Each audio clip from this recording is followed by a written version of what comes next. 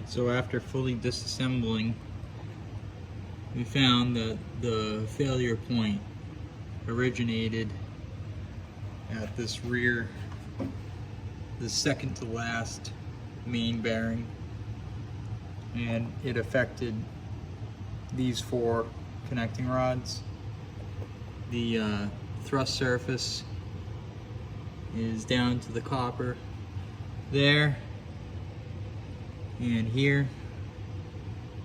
The top of the main wasn't so bad, so it could have been a clearance issue on this thrust bearing,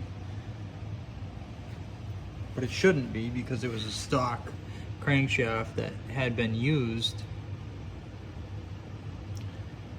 So the jury is still out on the subject, but we will get to the bottom of this. I'm going to have a look at the oil pump.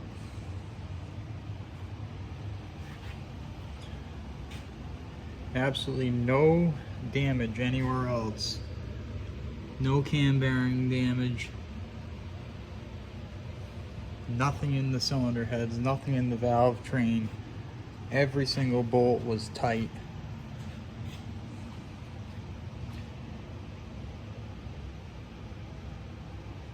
Very clean for an engine that blew its bearings out.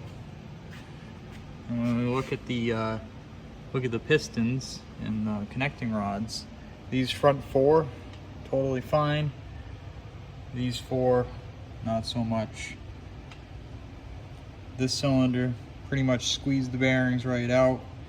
That cylinder wasn't so bad, and that one. So this piston and this piston were the worst affected.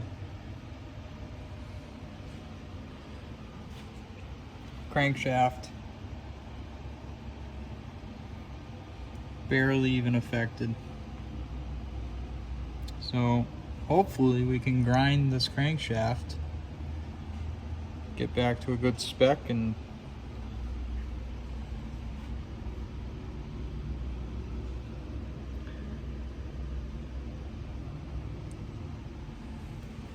all right.